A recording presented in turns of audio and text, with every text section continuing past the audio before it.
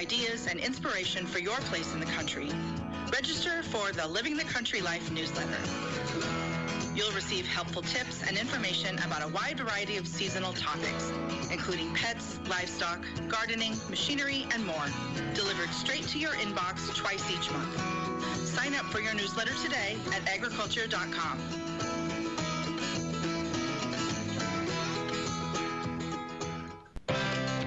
One of the last gardening chores is to spread mulch around your perennials to help them through the winter. Justin Hancock is a horticulturist with Costa Farms. He says the biggest misconception about mulch is that it's meant to keep plants warm. The cycle of freezing and thawing is hard on shrubs and perennials, so mulch should be put down after the soil starts to freeze. If you think about the way that water works, when it freezes, it expands. And if you think about that around the plant roots, that constant freezing and thawing can push plants up out of the ground and expose them to cold damage. But if you wait until the soil freezes and then you lay down your mulch, you're going to keep it nice and cold during those winter thaws, and you're not going to see nearly as much cold damage. How deep you mulch depends on where you live, what you're growing, and what your pests are.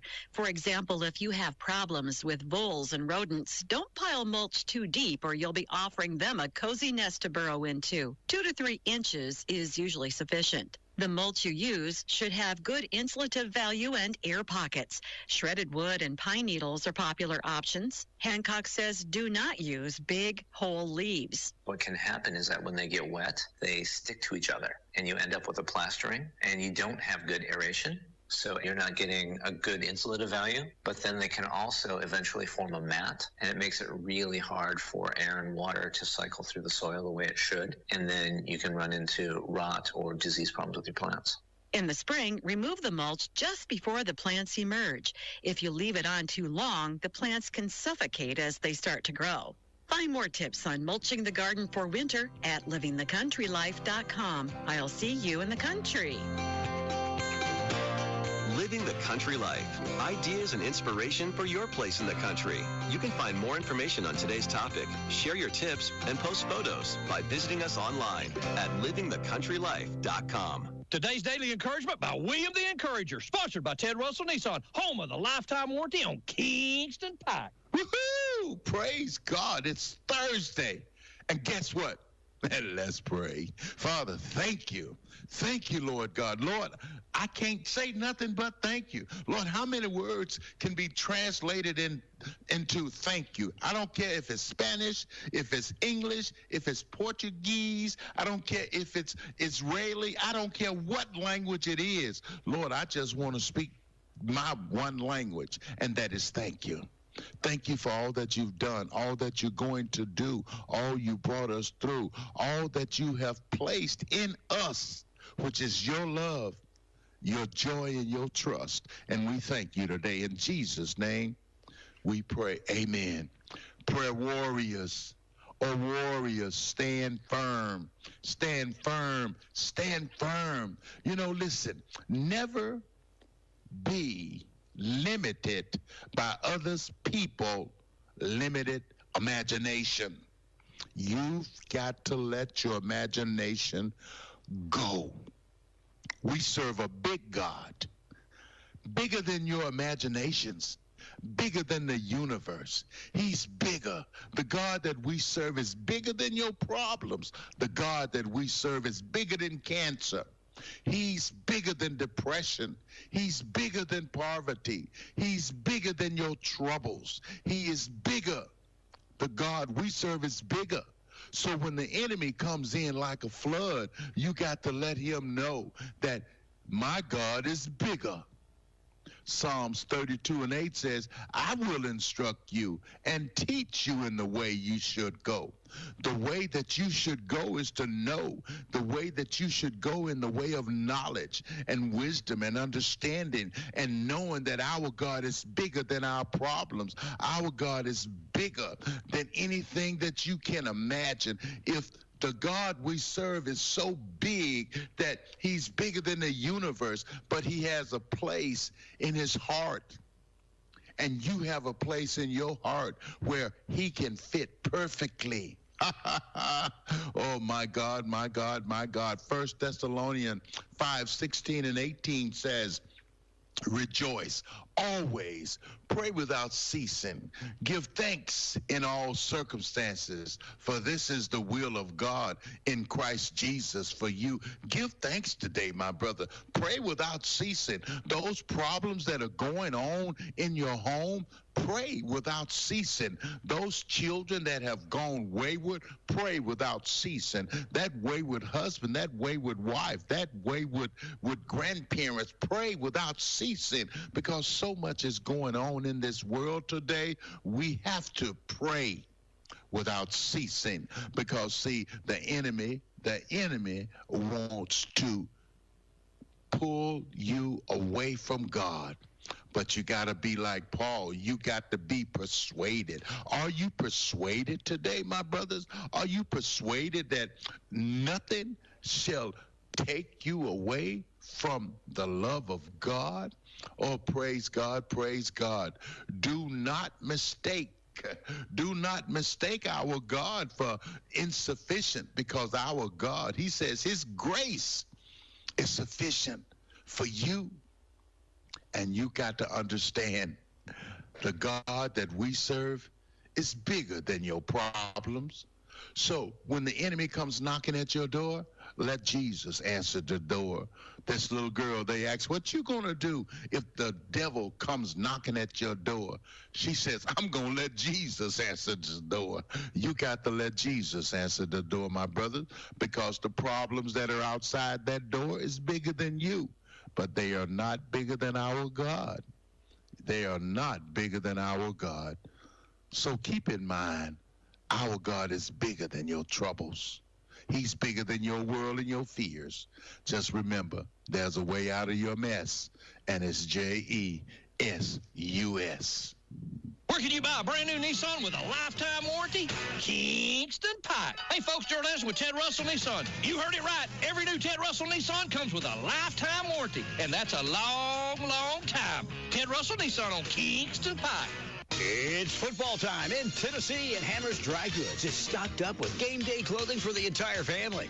We're also receiving new shipments of clothing every day for hiking, fishing, and outdoor fun. Ladies and girls' boutique fashions are 25% off Hammer's regularly low marked prices. Check out our huge inventory of ladies' boutique style shoes and boots at discount prices. Come and see our complete fall line of ladies' fashion goods and accessories from Simply Southern. Select from a special purchase of comfort color sweatshirts, long sleeve tees, all at Hammer's low prices, and choose from our largest inventory of Wrangler ATG hiking and work pants. We also have stacks upon stacks of famous brand men's boots for $99. Visit Hammer's Facebook and Instagram for daily deals and new items. Come and see us at our new location in the big brick building right across from Anderson County High School, or visit our other locations in Sevierville, Wartburg, Halls, and Newcastle. If you miss a day, you miss a bargain at Hammer's. Good morning and welcome to AM 1380 WYSH and Ask Your Neighbor. Ask Your Neighbor can also be heard and seen on our website, WYSHradio.com. And if you are in Anderson, Roane, or Morgan County and have Comcast cable, you can watch Ask Your Neighbor on BBB TV Channel 12. Ask Your Neighbor is the program where you call in and do just that. Ask Your Neighbor. Do you have a comment? Do you have a problem? Or do you have a question? Then call in and ask your neighbor. 865-457-1380 or toll free at 877-711-4005. And for those of you that might be listening or watching on the internet, you can email from our website, WYSHradio.com. Just click on the Contact Us button and email your questions. Now sit back and listen as listeners throughout East Tennessee and the entire world answer your questions on Ask Your Neighbor on BBB TV 12 and AM 1380 WYSH.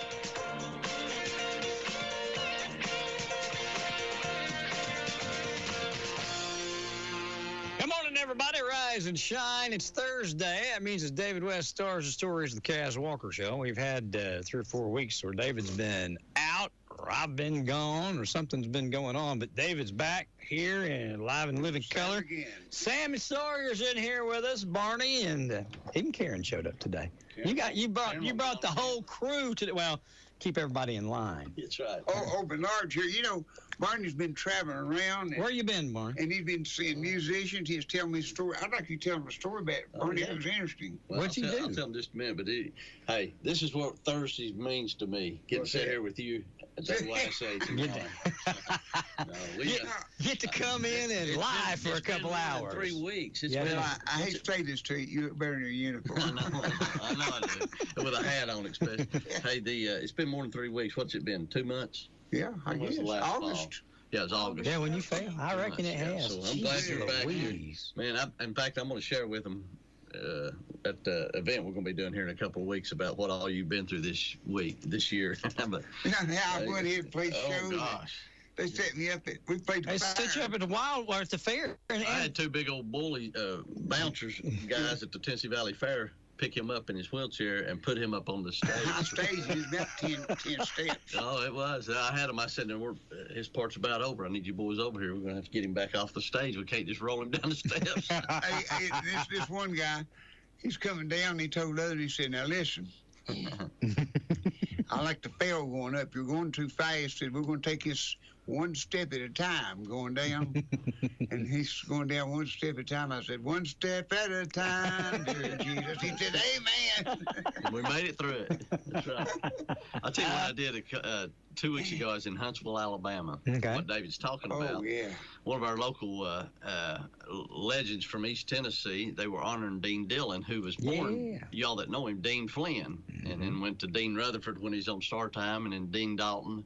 But Dean Dillon's wrote a ton of songs. So we went to this thing. It was a TV taping in Huntsville, Alabama at the Braun Center.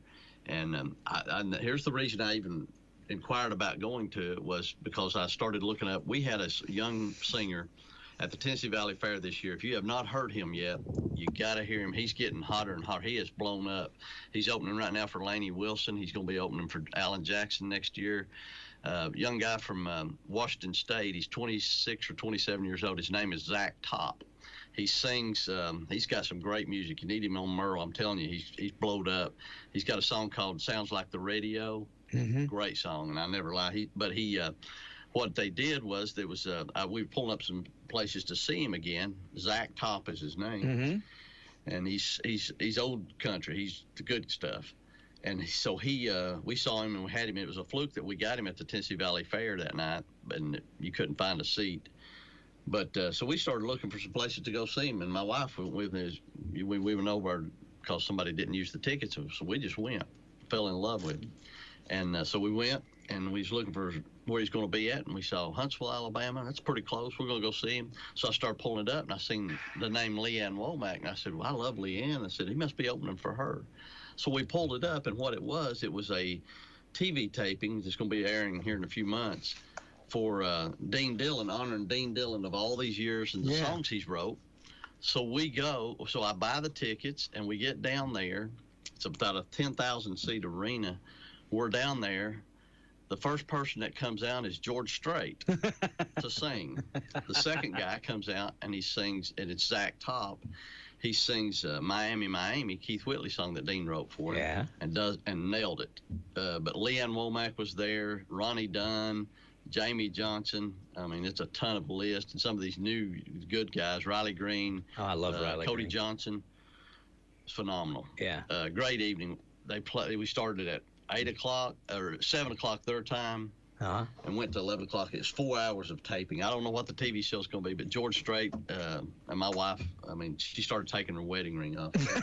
He came out. She's ready to throw it at me. She's ready to leave. Great night. But I'm going to tell you something. You need to see Zach Top. But back to Dean Dillon. You know him. Oh, yeah. Yeah, he was over. I know him, yeah.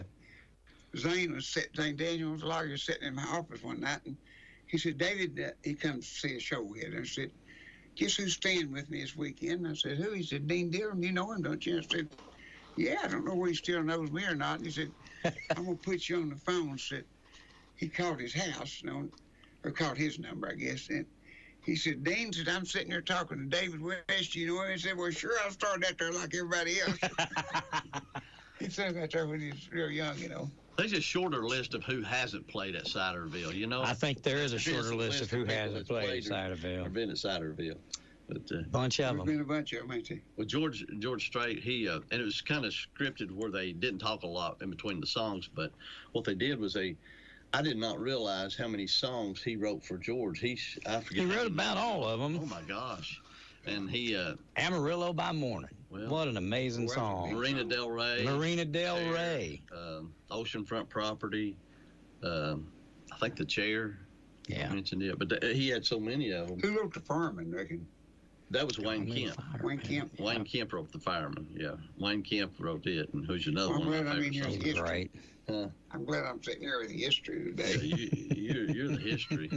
Yeah. No, I didn't know Wayne Kemp wrote it, but Wayne he Kemp wrote a wrote good The Fireman. song. But Didn't when I knew Dean, he was Kemp. Dean Rutherford. His dad, he was adopted by Garland, Rutherford, and those guys. His sisters, Faith, Hope, and Charity. And that's his sisters' names. Yeah. Yeah. Well, he sat there. Of course, they had a chair. Larry Gatlin come out first and talked and introduced Dean, and he and Dean did a song or two, and then they had what they called the producer, I guess, the guy come up on stage and he said, "Here's what we're going to do. We're going to pan the audience. We want y'all to cheer at certain points, and then we want a smaller cheer and then a loud cheer and all this."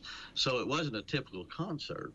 But I'm going to tell you something. It was a great venue, but man, we just sat there. Pam Tillis was there. I'm telling you, there was a long list. It was chocked full, huh? Oh yeah, and it was kind of the Opry style. The way you do, they sing a couple songs, somebody else, and but it was a great night. Mark Chestnut was there, and I called Mark's former sound man on the way down there, and I said, "Hey, I'm looking at this list of people who's going to be here tonight." I said, "Are you in Huntsville?" And he said, "I'm not," and his name is Greg McGill. He's a great guy. He was the sound man when we did that over at Coliseum. Yeah. I had met him at Alan Jackson's house when I did a thing that it's a long story, but a few years back. And so Mark Chestnut used to run. Oh, yeah. With Mark Chestnut. But Greg McGill was his sound man. Yeah. So Greg McGill, he's not with him anymore. He's helping some with T.G. Shepard, but he's over the Johnny Cash and Patsy Cline Museum now in Nashville. Oh. He formerly was over the George Jones Museum. Great guy. Good work if you can get it. Yeah. So I texted the guitar player for Mark Chestnut. His name's Delaney Jackson. Great guy. Great guitar player. And I texted him. I said, "Are you picking tonight?" And he says, "I'm not." He said, "They've got these studio musicians from Nashville going to be down here." Everybody plays for everybody. They played for everyone. They didn't have a set change or anything. House band, I guess. He said, I'm just his road manager tonight, but I'll be there." And I told him, I said, I texted him while the show was going on. I said, "Tell Mark you did a great job." He said, really appreciates it, Barney. They call me Barney. But it was a phenomenal thing they did. That was cool. I was looking at those musicians up there, and Don kept asking me, he said, "Now, whose band is that?" And I said, "Those are Nashville's musicians." So I called Justin Terry, who just got back from the Faroe Islands doing some shows, and he's on tour with the Texas Star, the one I brought in here. Yeah. So we got to talking about it, and I said, "There's a young guy. He's a Zach Top." I said, "Yeah, you heard of him? He's phenomenal." I said, "Yeah, he's great." And he said, I said, "I was at this show in Huntsville, Alabama." And he goes, "Hold on a minute. Did you notice the bass player?" And I said, "Well, I don't know him." He said, "He plays for me." He said, "He's on my latest CD I just come out." He said, "Did you see the guitar player?" He said, "He played on my stuff." And the one other person, anyway. So they had top-notch Nashville studio musicians in there. It's just a matter of time before he makes it. Justin. He's doing great. Yeah. They're doing a recording. He was with Larry Gatlin, but those guys bug me to death. But I say, "How's David?" Mm-hmm. That's all they want to know. They don't care about me.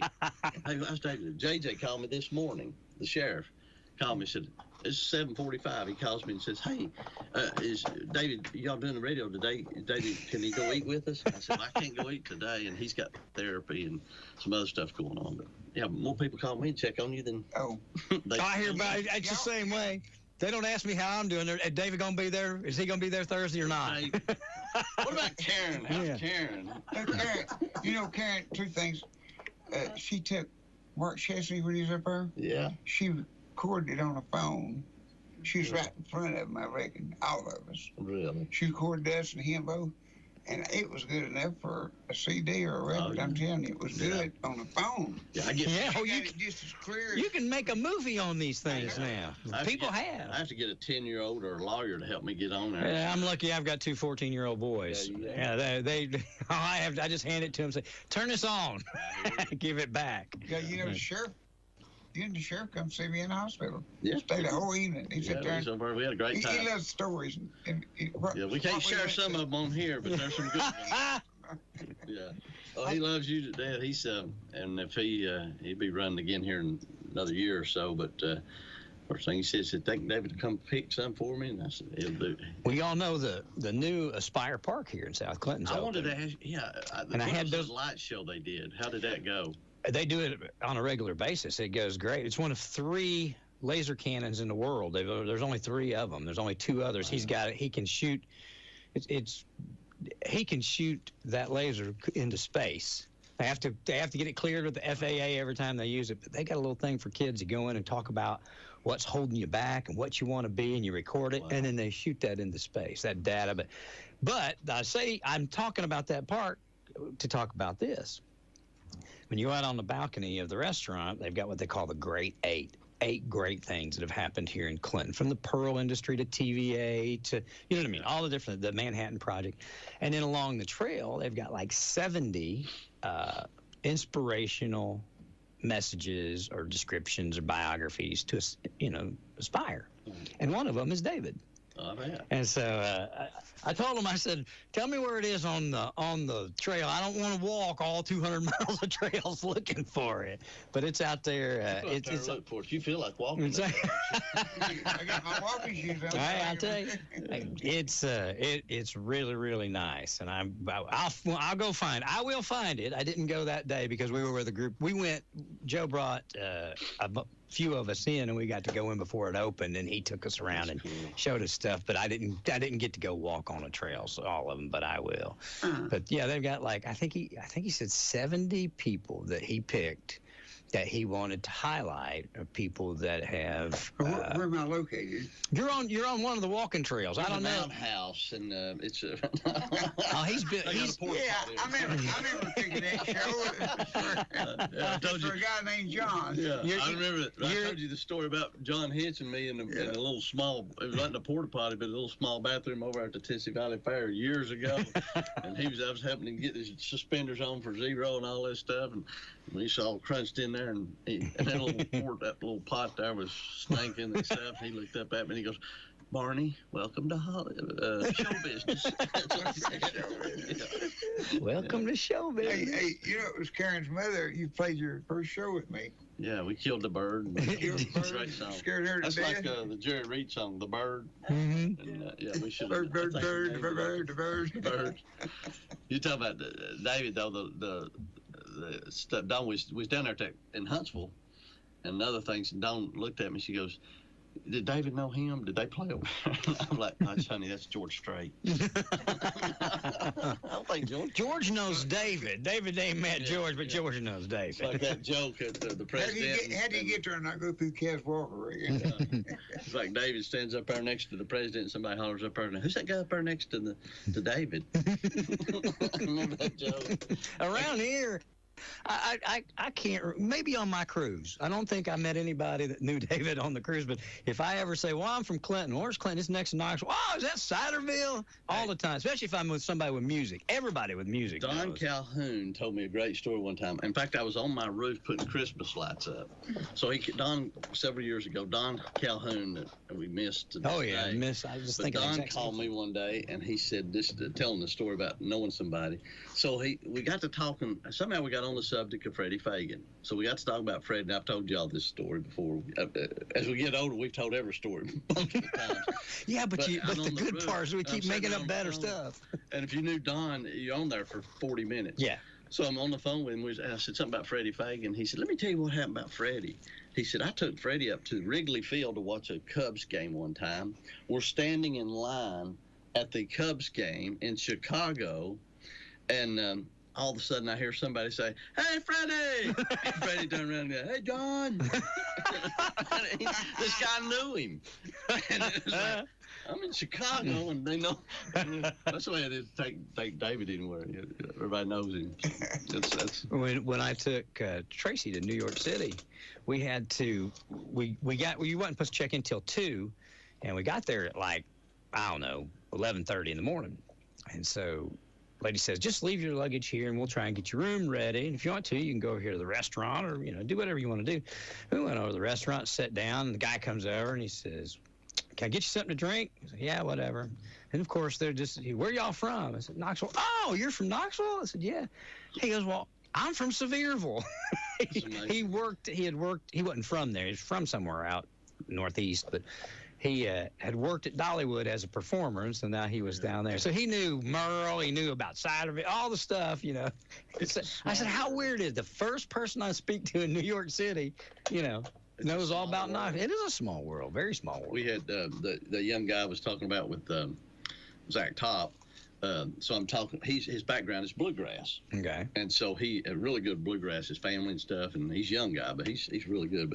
But so I asked Jimbo Whaley, we was talking about, I think I told Jimbo about you, and we was talking about he's checking on you and stuff. So Jimbo's son, Turner, really good, sounds a lot like Del McCurry. Yeah. Really good singer. So I asked him, I said, I asked Jimbo about it. Actually, we was in South Carolina together. Back in September, and we were sitting there, and I said, we just saw a guy named Zach Top. He goes, oh, yeah. He said, Turner knows him. I said, he's from Washington State. I doubt if he knows him. He said, no, he knows him. He met him at Spigma? Spigma for bluegrass. Yeah. Okay. So he met him at Spigma, and they were back when he was singing bluegrass. So it's funny. You can mention a name or something like that, and people somehow can know and relate. Well, yeah. Yeah. You talking about Dean? It was Dean. He was born Dean Flynn, if I'm not mistaken, and then I knew him. When I was about 15. Dean was probably 24. He had already started his stuff. Oh, Rutherford. Yeah, he was Rutherford. No, he'd play. I mean, when he played up in La Follette, it was Dean Rutherford, as far as I can remember. I don't think it went to Dean Dillon until he went to Nashville. He went from Dean Rutherford to Dean Dalton. He's got a. I don't remember that. In fact, I'll tell you how you can look at this. I know his first album was Dillon. I remember when that came out. He changed it to Dillon. I think he said he looked in the phone book and he'd come up with the name. But I'll tell you, a young artist came out there, and I don't know the guy's name. You know, you love to ride, and this guy wrote a song, and he come out and performed it. It's really, really good, but it's called I Was Raised on Dillon, and I Ain't Talking About Bob. And I'm talking about Dean, and it's spelled D-I-L-L. I love it. It's a great song. I don't know where it's at, but I haven't talked to him or seen him in years and years and years. The last time I guess he was here at the station, and that's been 20 years. He's still got the long hair. It's funny. Well, I've seen him on TV a few times, especially here recently. He's been getting a lot of accolades. You know what I mean? Yeah. But Dean is. I guess he's about 69. He is 69. He's 69. Yeah, you're right. He was. There's a video of him being on Star Time. So the girl that's introduced him, as soon as it come out, and I was watching it with Dawn, I said, "It's Karen Hill." I know Karen. I said, I've got a little autograph. No, it's Karen. Oh, Karen. Yeah, Karen Clayton. I'm sorry. Karen Clayton. Clayton. Okay. You're right. Kathy Hill, Karen Clayton. There you go. Karen Clayton was introduced him, and she introduces him as Dean Rutherford. Oh, wow. Yeah. It's pretty fun. It's a video. I'm sure you can find it. Get you a 10-year-old or your 14-year-old to find it for you. Or I get Karen to look stuff up for us. There you go. But it was so funny seeing that. It's just like, I remember watching Star Time. Yeah. But, I don't know if was he ever on. He wasn't on Kaz. He wasn't. When I went there, see, I was just on the last 9 year. The second time I was on there twice, but first time wasn't very. That's when Mr. Walker, everybody quit. Well, Fred and Fred got big deals with Grandpa, and he just got an outfit out of Georgia, which was a Bird family, and I worked I worked for them through Mr. Walker, but I was on there a lot TV. But then I went. In 70s, the state that went off. Those type shows and those radio shows, you remember Keith Whitley, or Ernie, not Ernie Thacker, good night. It seemed like it was Thatcher or Thacker. There was a show up in Kentucky that he was on as a little boy singing. Yeah. It's on that Kentucky Bluebird album. Really? Yeah. And see, he was working for Ras Stanley when I first met him. I was on opera with him. He would have been about 15 or 16 probably. And I'm talking about. Keith Whitley. Yeah, he'd have been about probably 15 or so. Younger, wasn't he? Him and Skaggs both was working for Ras Stanley, and I was working for Marley and Buster and Carl Story. They merged for a while. Yeah. Everybody starts somewhere. It's fun to go back and look at where they were, where they started, and what all they've accomplished. But you know, and I don't think I'm trying to remember, because when Dean was here, he was here for a long time. We talked.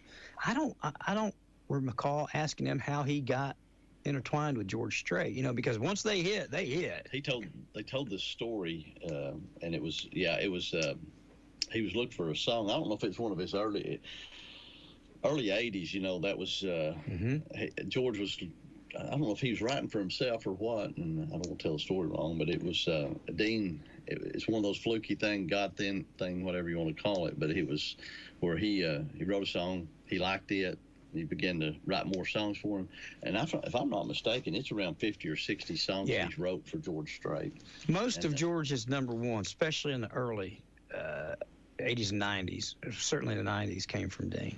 Well, he and then his daughter, now Dean's daughter, wrote. She's writing. I Saw God Today. Oh yeah.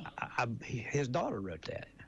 Dean's daughter. I believe him and his daughter. What's the name of the song? Yeah, that's a great song. What's the one that Graylin wrote about God? It's not that one. When you said that one, it made me think of Graylin, the song he wrote. I just went blank. Yeah, me too. But it's something about God. And I think the guy's name was Young that recorded it. Chris Young. Chris Young sang it. He did. I'll find it. But it's good. But, Dean, if he's ever up in this area, I want to meet him. I told you I want to meet him. So I've got a lot of stuff to ask him. If he ever comes back, I'll reach out. I don't know. He came back. The time we had him, he was the head of the Christmas parade for Campbell County, La Follette Christmas Parade. He was the marshal of the parade. Somebody told me he still has some farmland up here in Lake City or something. I wouldn't doubt it. I'll tell you who can get him over here. It's the Pratt boys. Yeah, they know him. They know him very well. Get him. They know him very well. We'll get them and him both down here, maybe. Well, I want to talk to him about Keith Whitley. Oh, because he wrote the other song, Miami, but he wrote Homecoming 63, which is one of my favorites of Keith. And then there was one, I think there was 3 he wrote for... If That Ain't God. If That Ain't God, that's it. Yeah, there you go. Keith played guitar, I believe, and he did. And Ricky played mandolin when they worked for whatchamacallit. Yeah, they were left handed. Yeah. Well, that's neat that you stumbled on that show. Well, it was fluky because we were actually trying to go to Las Vegas to. We've wanted to see George Strait a long time. Yeah.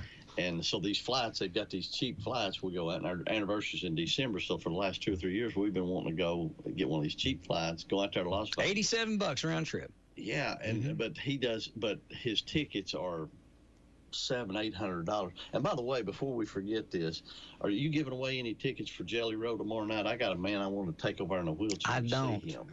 I do not. That's your man. He's here tomorrow night. Who is it? Jelly Roll. Oh, is it? He's at Thompson Bowling tomorrow night. Jelly Roll. And if you take that wheelchair, you can get access to getting down there, Clay. I'm telling you, milk that thing all you can. I think I'll do better than I'll take some of Grandma's good old strawberry preserve, and you might just... I thought you were going to say rheumatism medicine. Well, I think he likes jelly and rheumatism medicine. I run the hardest to get some cat-head biscuits and get say, this Grandma made this jelly.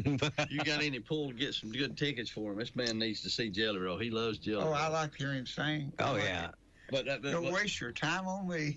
Jack, what's the name of it? Save Me. Save Me. That's the one you like. Yeah.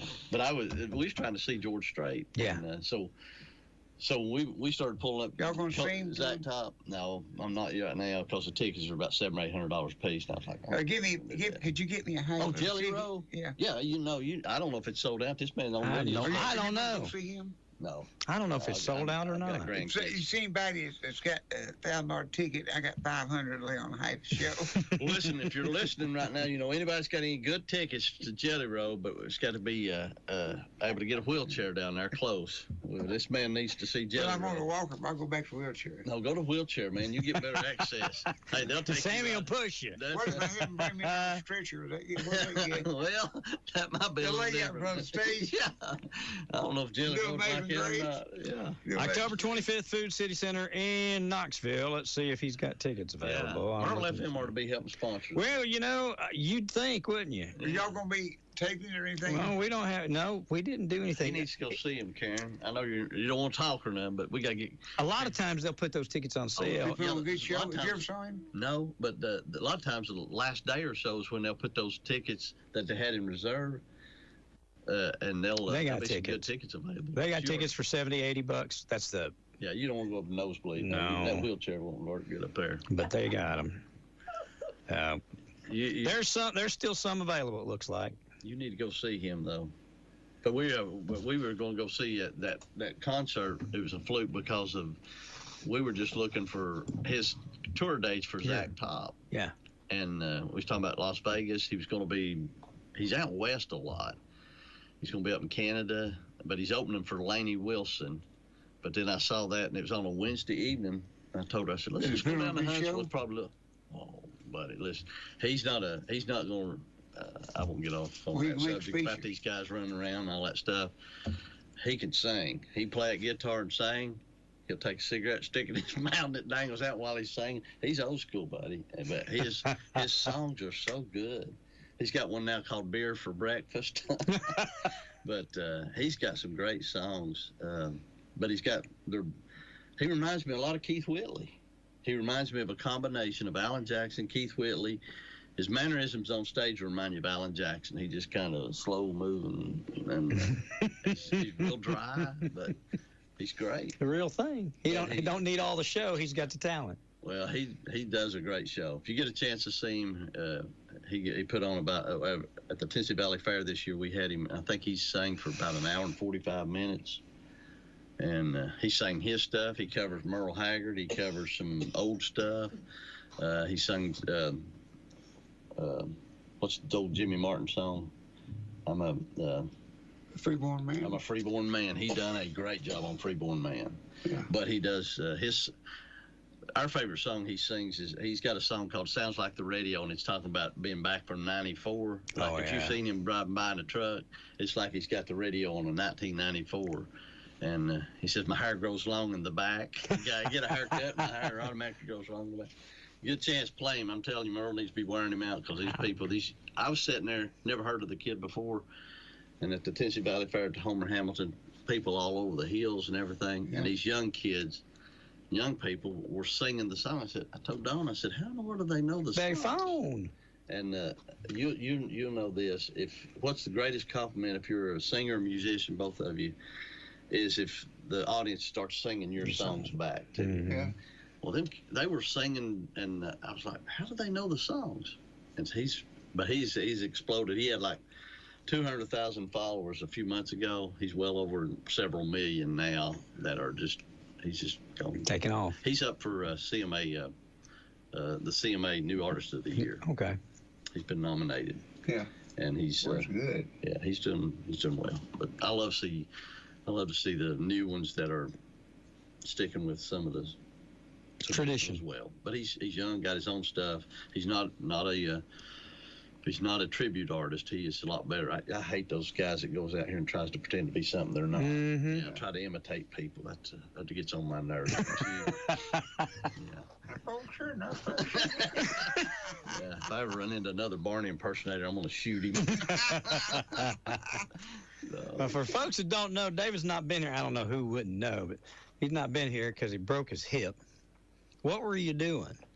Well, lifting weights? No, let me just tell you from a little bit of the beginning.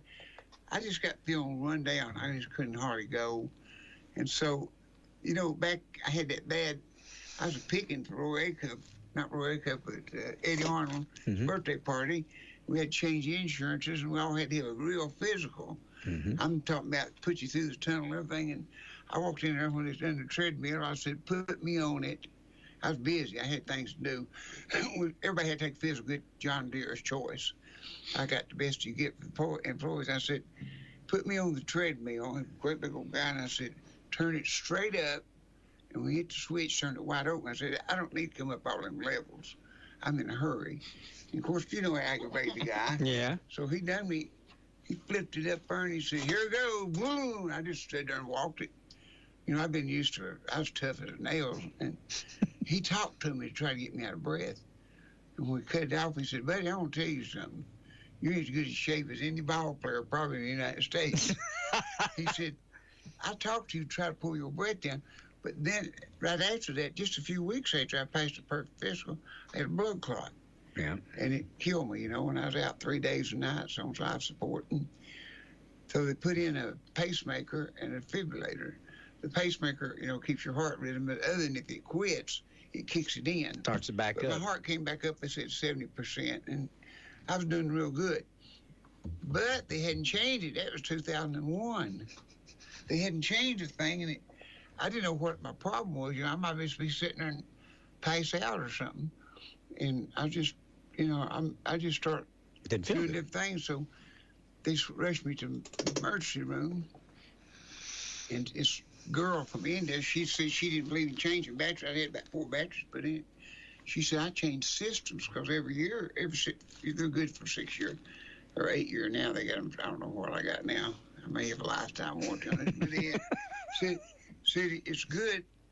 But she said, I do not change battery. I heard in her and said, I did hear him say it. Say, he's got 3 years left on his battery. And she said, we don't do it. I don't do it that way. She's from India, got that light in her head now.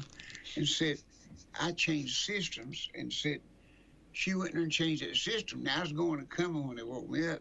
She was talking to the doctor that done the heart cath. Yeah. And she said, the one thing about this guy is going to feel better. She said, when he goes home, he's going to feel good because he's got the new modern stuff. Well, I did.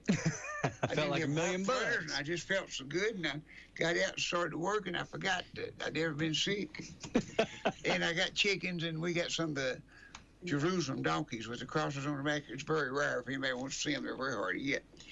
And I knew that boy that I practically raised, they worked at UT, and they let him have them, and he gave me some of them. But anyhow, I had chickens, and I had so many chickens, I need a little more roost. And I said, I'll go over. And she went and bought me a 5-inch chainsaw. I mean, it'll cut 5 inches. It's got a 24-volt battery with it. 5 inches, can you imagine? It'll cut right down through here. Cut that metal into. But anyhow, I want to try it out, and I go over. And when I did, I got down to these limbs, and I said, there's some good ones, and the grass was up pretty high, about that high. Mm-hmm. But I got them off the top.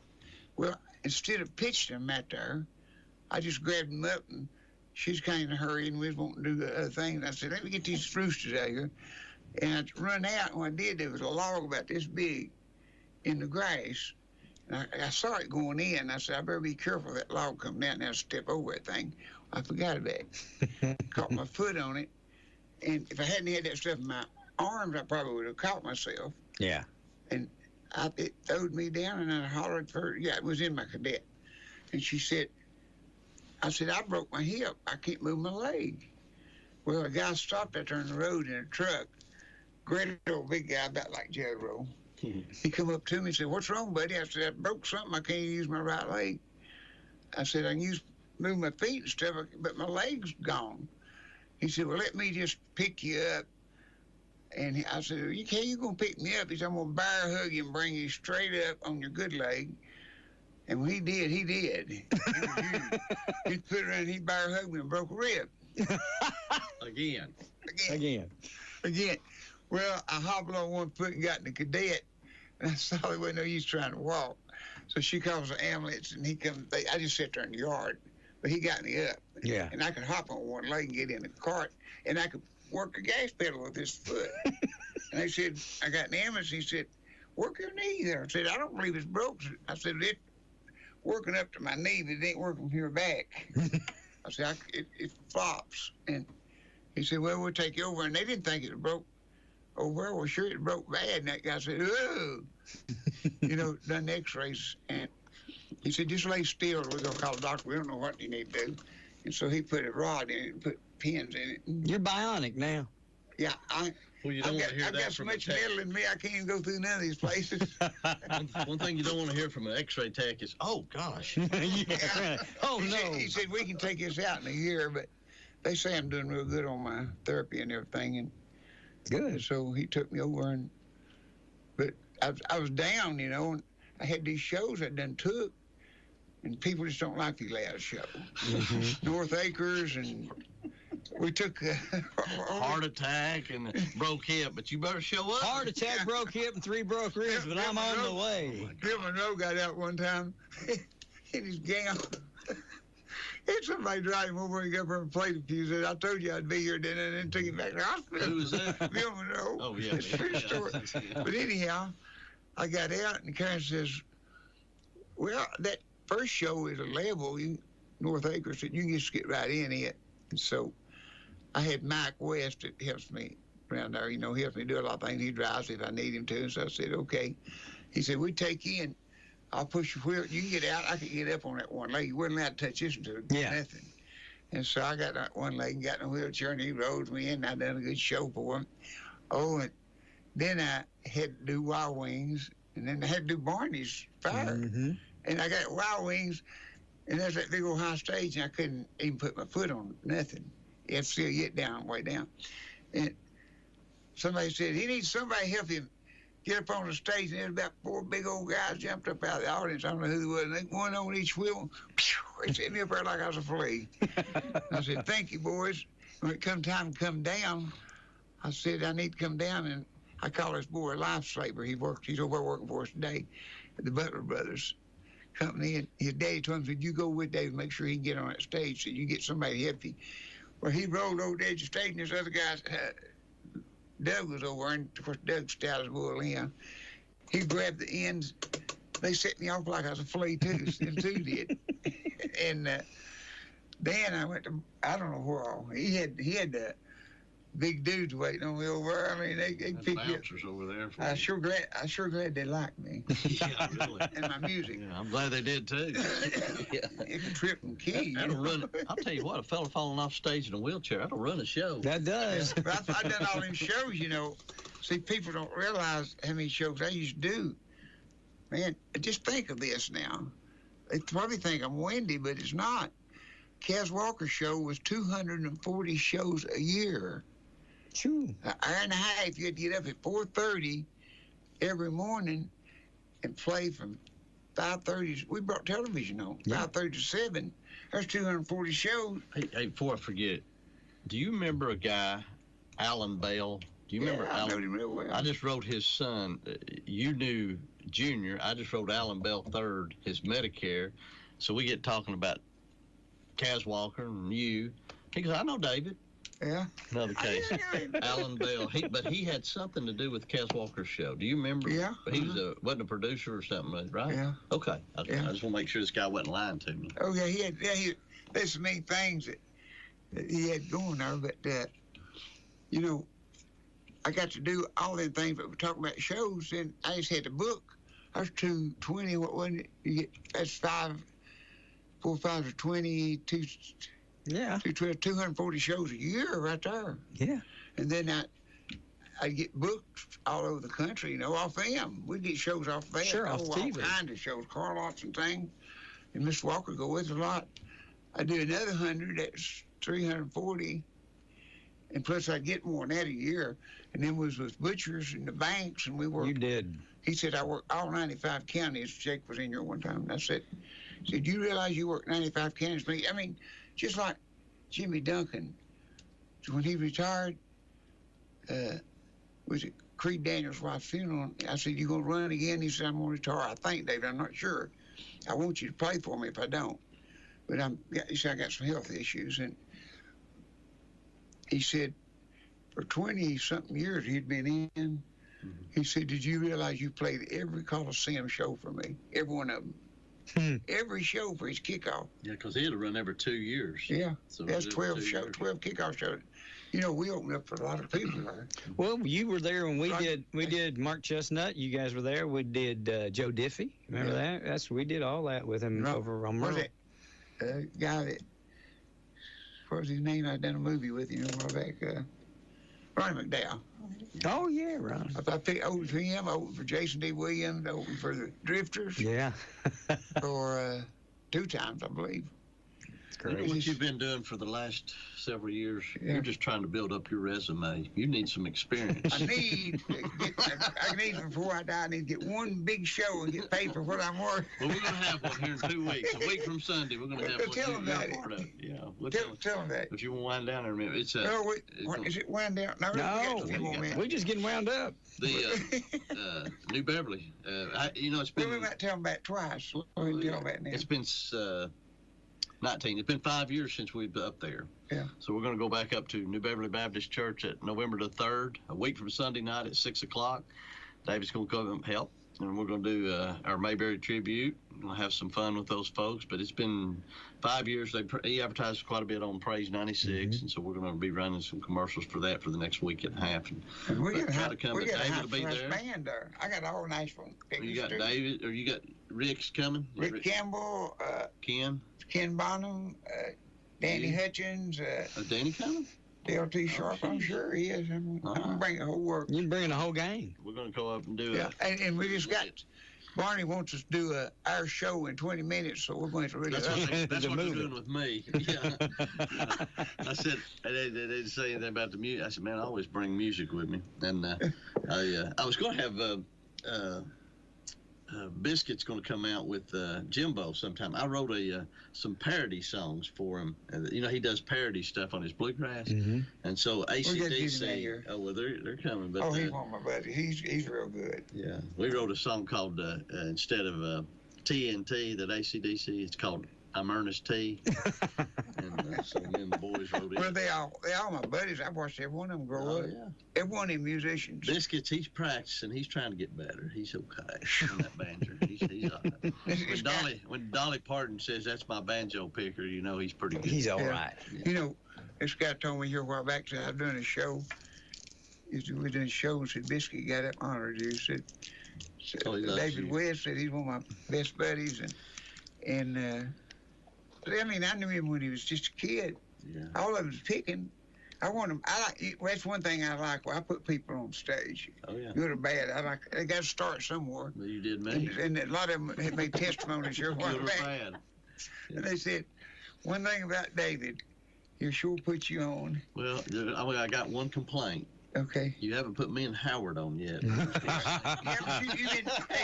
done several package shows with him. Well, yeah, but I'm a singer. You know I'm a singer. And at Fox's, you worked at Fox's. You remember that? You worked a big show in Gatlinburg. I remember everything we've ever. Now he wants to sing, David. You can't cage a bird up. Can you tell a bird he can't chirp? I told somebody, who was it here recently, I said, I've always wanted to sing or play an instrument. I've told you all this. I got your kazoo. Yeah. But I'm the only person can be off key and out of tune on a kazoo. I guarantee you. Yeah, but I love music though. That's the guy get aspirin a headache, ain't it? Yeah, I tell you. Oh, that's some deal. And what I tell you about, we take Wild Wings on a yearly contract. So we got 2 more times left this year. Second Monday night of each month. It'll be November the 11th. 11th. And guess who's coming back? He had a bad car wreck and he can't drive, but Chicken Man? Chicken Man will be there for that show. Great. That's good. Chicken Man, I called him and I said, hey, I got it worked out. Hey, let's tell him about Noah, your nephew. Yeah, we'll tell him. Cam's not here. She's not here. Okay. I called Chicken Man this week and I said, Chicken Man, and he sounded, he's kind of down in the dumps because he don't get to play. Yeah. Because he can't drive now much. Because he had a bad wreck. Totaled his car and everything. Went to sleep.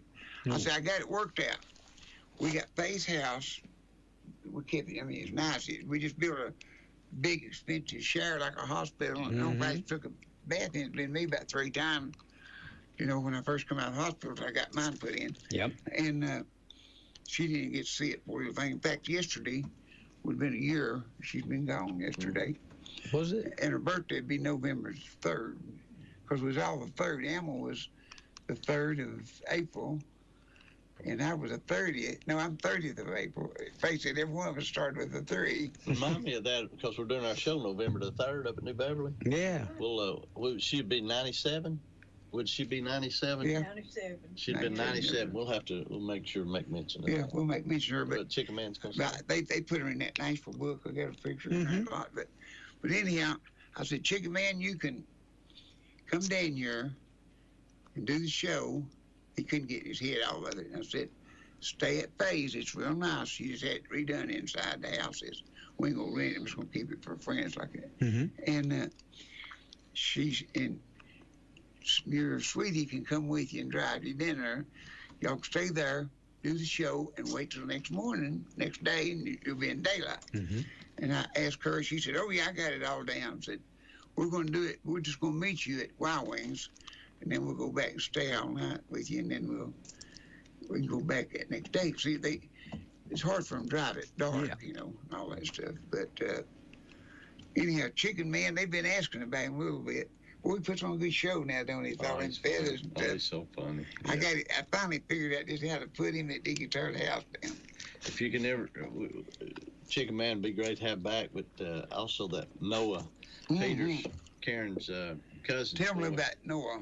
Well, he's got it ain't been released yet, but they had him down there in Nashville, but he's still down there in it's Benton, isn't it? Is he in Benton? He's in Benton, but he's got the singing barber. And, they used to on opera with that too, didn't they? Well, Gary LaVox is one of his. He goes up to Gary's house all the time. The lead singer for Rascal Flatts. And so they're going back out on the road next year, as well as Brooks and Dunn. There's several of those groups that are starting to tour again next year. And they're going to take him? Well, I don't know, but he's got some exciting news coming up and some music's going to release. But I'm going to tell you something. That guy, not you over at Wild Wings.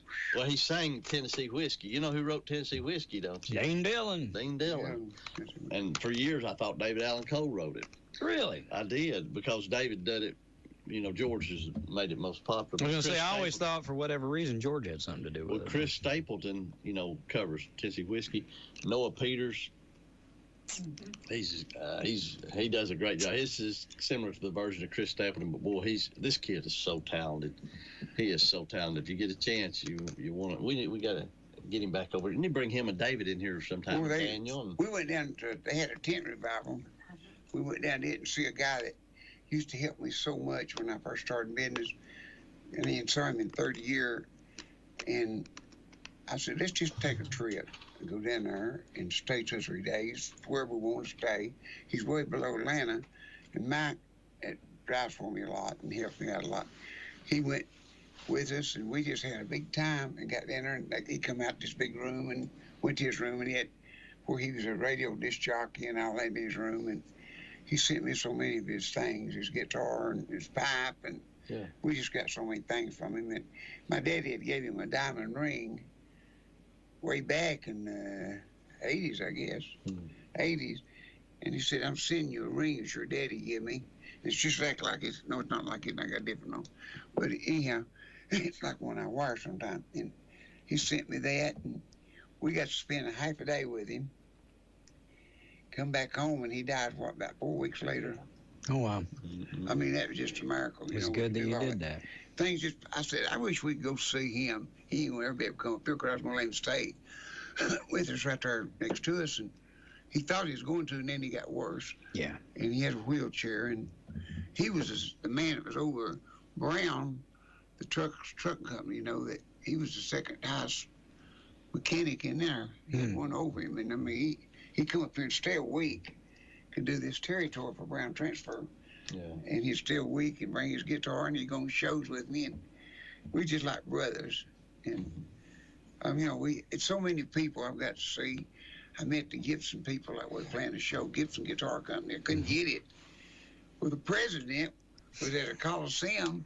He come up and said, boy, I like your banjo. He said, you're playing my brand. I said, Gibson? And he said, yeah. I said, I'm the president of that. I'm the main man. And he said, my wife is second. She's the top inspector. I said, it's got to go through me and her. And I said, well, I want Gibson. He said, yeah, I'll give you Gibson. Yeah, that. And he did. And I mean, he fixed me up, and I've really done good with it. And I appreciate him. And he may still be alive. I hadn't talked to him about a year or two. But he stayed up there when he went doing something else.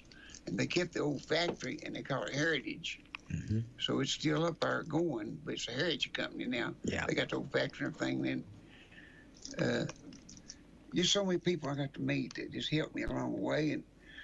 And I remember one time I played a festival, and I had that little Gibson RB100. Well, this guy at Oak Ridge, he was a genius. I mean, he could make anything. And he come to me and he said, I just love the way you pick. He said, would you show me some of that? And he said, I want you to give me lessons. And I said, well, buddy, I don't have much time for that right now. He said, no, I'm going to do it at your convenience, but I want you to give me some lessons. So I started giving him some lessons. I said, what do you do? He said, I'm a machinist in Oak Ridge. But see, I can make anything. He's one that made a lot of the instruments that went in Smithsonian. Mm-hmm. He made a lot of it, Mr. Donahue. And I said, well, let me tell you something. He said, tell me what I could improve a banjo with. I said, well, the second string is just a little bit off. I don't know why. He said, okay, I'll fix it for you. He went and made a bridge, and whichever side it needed to go, he made it shorter or longer. And I got one, it makes a little kink right there for that second string. Boy, everybody said, where did you get that? That makes that thing perfect. And, and then he went, made nameplates. A Gibson, see, mine was the second down totem pole. It wasn't a master tone, but it looked like one. But it's RB100.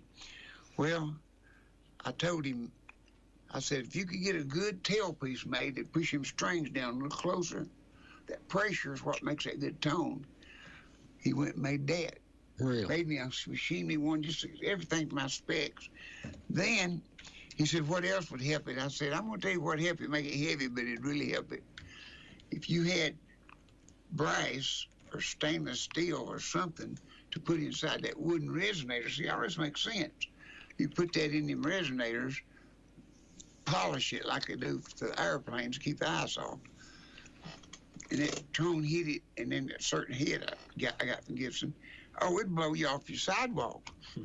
I mean, you walk up there and hit that thing. So this guy had a bunch of them. We was working at festivals with Bill Monroe, and this guy had a whole trunk load of master tones, old banjos, pre-wars. Where are you picking? I watched you on Barnley and Buster, so where are you picking? I said, I'm playing an RB100. You need a master tone. Well, what I'd done, I had George McNish cut it out and put a master tone ring in it. And he said, buddy, that's a good banjo because that's the hardest wood. It just about run my lathe turned it, so it does. Is that Glenn's daddy? Is that Glenn McNish's daddy? George McNish is who he was. Yeah. Daddy. He made guitars. Yeah, I did that one. Yeah, you're right. And I thought, I couldn't think who he was. He done a movie at the store one time. But anyhow, I got all that. That guy said, he was listening to everybody's banjo because he didn't want to say your pre-war. He come to me and he said, can I look at your banjo? And I said, yeah. He said, man, it's heavy. I said, yeah, it's a little heavy. Of course, I was young then, about 20-something, so I could hold up. Anyhow, he said, what makes this thing so loud? I said, you blowed everybody off stage today. There ain't a banjo up there that keen and loud. He said, I mean, that thing's a punching. He said, what have you done to it? That's it. That's not a master tone. That's one below master tone. I didn't have much money back then. I said, about what I could get. So I told him, I said, I changed a few things on it. And then them boys started going. Then this man made this stainless steel. It just went in there and stuck like that. He said, I can get it out if you ever want it out. I know how to get it up, get the suction off and get it up. I mean, it was hitting that stainless steel, and that sound was a flying. And then I come up with another idea to sell some stuff. I said, I'll tell you what to do. I told them boys, I said, I'll tell you what we'll do it. Just put one of them brass cymbals down in there. That brass, you know how it sounds. Listen to that cymbal, wow, wow, wow. And I started selling cymbals that would just fit in that tone ring. I mean, in the bottom of the thing. I sold a lot of them, and it really brought them up, boy. Give me one of them cymbals that makes them. See, I had to make some money on the deal. I didn't want to go to waste. I took a balloon one time and stuck it down inside of a guitar to make a banjo. Did you? Did it work? I still couldn't play it. Well, I'm high tech, you know. I'll tell you what. Now I don't know who invented this, but he was the person I saw do it. Bill Carlisle would take a $1 bill. Yeah. And lasso it through the strings of a flat top and hit it. It sounded just like a snare drum with brushes. Yeah. They played that on the merry-go-round, and they had it for a rhythm instrument. Sound just like it. Oh yeah. That's before they started. You remember that? Oh yeah. Yeah. Hey, it's the same principle we did with baseball cards on our bike. You know. Yeah. Oh, I remember that. Yeah, I got one of them. I found one. Me and her was in Florida. Mm-hmm. I can't think of the name of the place. I can see it, but I can't think of it. But anyhow, where they're making things. Florida, where the Western Flower bicycles, Western Flower come out, you remember? Yeah. And I went in there, and there they had made reproductions way back on 30 years ago, I guess. That's the one in your garage right now, right? Yeah, and they said, I said, boy, that looks like that old one. He said, it is it, 1951. They had right on the front of it. He said, Western Flower. He said, that's where we made them. And said, we went back and made a bunch that they're selling them up north for $1,000. I said, yeah, but I'm in business. I have to buy wholesale. And I turned around and I told him what it. He said, yeah, I'll let you hit it. After we got talking a while, got acquainted, he said, you hit it. I said, well, I'm headed to Mayberry, North Carolina, and Myrtle Beach. It's about 2 weeks before I get home. Won't you just ship it to me? I don't have to pay no tax. And he did it. It beat me home. Done the process put together, and I got that. You saw it. Oh, yeah. Light still works. Jacksonville, Florida. Jacksonville, Florida. That's where they made. Not really. I got to go through the factory there. See, I just went in there, and he got liking me, and I told him where I was at. And I don't know if he had heard of me or not, but he knew I was in business. And so I went up through Mount Airy going down to Myrtle Beach here. Well, just 2 weeks ago. There's something to see in bicycles. They had old stuff in there. Oh, yeah. It's a museum type. That's where they made them. Yeah. I guess going there and see. Everybody's going through Mount Airy now. I was over there. I was in North Myrtle Beach. In fact, Jimbo waited. That's where we was at over in North Myrtle Beach, right across from Barefoot Landing. Oh yeah. So he's right near where I got my place. We got a couple. They got a couple of condos over there. They let us use. But we was over there. Hey, if you're down there, let me tell you the best steak I've ever ate in my life. It's expensive. But me and Dawn went, and I said, let's eat really good tonight. It was expensive. But it's Wagyu filet, about $100 a piece. But it was at the Greg Norman Australian Grill. Now I know where the Greg Norman Australian Grill is. That's right there off Barefoot Landing. Right in Barefoot Landing. Yeah. Barefoot Landing. I started to say we were over there when that hurricane hit, so we had been on the interstate there going over. It's gone. That lane we drove over on, so we ended up going up through Charlotte. Go 77, 74 up to 81 and down. Yeah, but it's a mess. Did you come down through Virginia? Go up to Wysville, Virginia, and back. Whitfield, Virginia. Whitfield. Yeah, ain't that pretty down through there? Oh, it's beautiful. You look over there and it's beautiful. But that Mount Airy, Mayberry, it's it's something. It was late when we went and late when we came back. It was nighttime, so we didn't get to stop, pull over, do anything. When you're going down 77, when you get off from Whitfield, 77 down there to before you get to Mount Airy, I can't think of the name of that town. What does not Gap? Something Gap. Camden? No. Anyway, it's you look off that mountain there. It's so beautiful. All that. It's beautiful. That drive down through Virginia is. That's what I said. I think I'm going to start going that way even when they open 40 back, because you go through that gulch at 40, it's terrible. That's the worst stretch of highway in this country, I think. But I tell you, if you go up to if you're going that way, look out in Abington. Be careful, because they just sit there and pick you off one at a time. You can't speed. We didn't have a bit of problem going down. We left here. We ended up not getting to leave till about 6. We picked the boys up at school, 3:55, and we already had everything packed, ready to go, but everybody was hungry, so we stopped and ate, and that took a little while. So by the time we got going, it was probably near 6. And so we didn't get to see as much of the scenery on the way there, but we didn't have any problem whatsoever. I mean, it was great. But coming back, oh my Lord, we left the condo at about 8 in the morning. So we were right in the middle of the traffic, and there was 5 or 6 different wrecks, and there was lanes closed, and it took probably 10, 12 hours coming back. It took maybe 8 going, you know. I come up through there, and we stayed in the Mayberry Motel. Yeah. Hotel. Mayberry Motor Lodge. Motor Lodge, yeah. And I went in there, and this guy said, he asked me something about where I was at, and I told him, he said, I know somebody from down there, right close to you. He said, Oak Ridge. I said, who is it? He said, Danny Hutchins. And I said, yeah, I know Danny real well. We picked up. He said, he brought my wife a CD here. And I said, well, here, I'll go get you. That wasn't Danny's cassettes back then. I said, I'll go get you one of mine. I went back in the next morning. I said, I'm going to buy a few souvenirs. He said, you know what you've done? And I said, what? I've been awake all night long. My wife has played that cassette over and over, it's me and Luke, over and over and over. So she said, that's the best thing she ever heard. And I took, I don't know how many items up there, and I said, figure me up. He said, ain't no figuring up, we'll give them to you. He gave me all that stuff, newspaper, everything I took up there, he gave it to me. She went back and got more. Yeah, really? No good. I'm going to tell you this. Well, running like that watch you're wearing. Hey, I've told this before, but I forgot about her being with me, and I went in, I had this truck, you know, little nice-looking truck, and I guess I just can't feel my Wheaties a little bit, you know, when you're real young like that, you think it, you know, I guess you think you're better than what you are.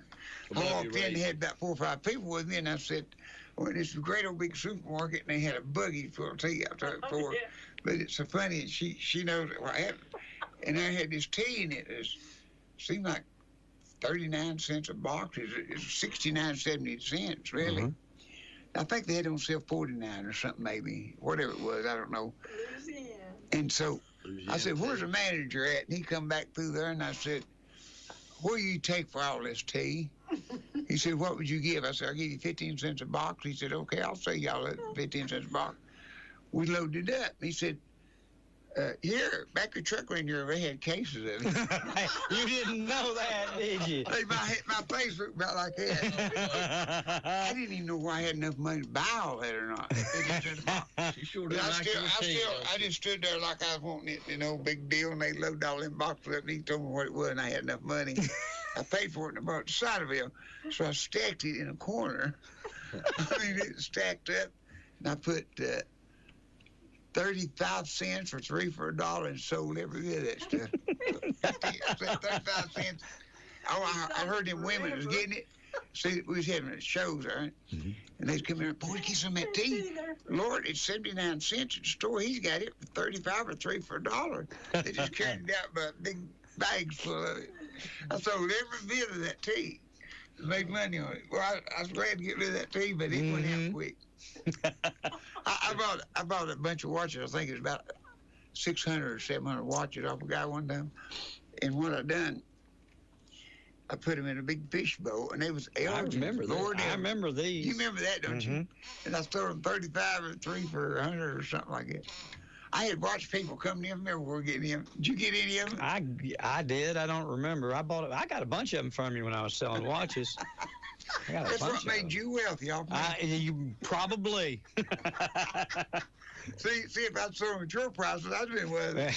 You had a watch shows outside. We did. I was talking to somebody about that the other day. They had tapes. They had old tapes of it. Well, I like to see that because yours was right down. It's like a show down to earth. Oh yeah. You start watching, you couldn't get away from it. That's exactly. Oh, we've got this Lord Elgin here. And where'd you do that out in Powell? Yeah, right there. Blueberry Lane, right there across where they built. I guess Kroger. Kroger Food something they built right across the street. And Aubrey's right there. Used to be the old airport. Oh yeah. Oh yeah. I remember that. I sat next to Charlie Wagner here a couple of weeks ago at the Tennessee and Florida game. He was in where I was at box watching the game, and owner of Jewelry Television, and I was picking his. Which one? The Jewelry Television. I know, but there's like 3. There's like 3 guys that. Charlie Wagner. Charlie. Okay. Yeah. Charlie. You know, I don't know Charlie. I think we were gay. I got people waiting on me at 3 places. Go. Just a minute. Tell them about our show. No, let's go. Tell them about our show Sunday. November the 3rd at New Beverly Baptist Church. We're going to start running the ads. It's Hopefully they already started. They're probably already running. Yeah. James Don't cost nothing. Don't cost nothing. It's absolutely free. But David is going to be there, and he's going to have Danny Hudgens, Ken Bonham, Rick Campbell, and who's the other one? We got Dale T. Sharp, and more than David likely, West. some of the girls will be there. Crystal, I think, is going to be there. Who? Crystal. I've got them lined up one song apiece, so we got to be over in 20 minutes, I think. Whatever we're going to do, we're going to. And I'm running the show, so it's okay. We're going to do some comedy. We might try for that. I'm not very good at comedy, I'm more of a singer, David. I don't know if let me tell you one. You know, like Fred said, he walked out there in one of the big crowds like y'all had and said, looky there, Red, said, Red said, "Looky there, Fred." Said, "All them beautiful people out there." Said, "Ain't that beautiful to see a sight like this?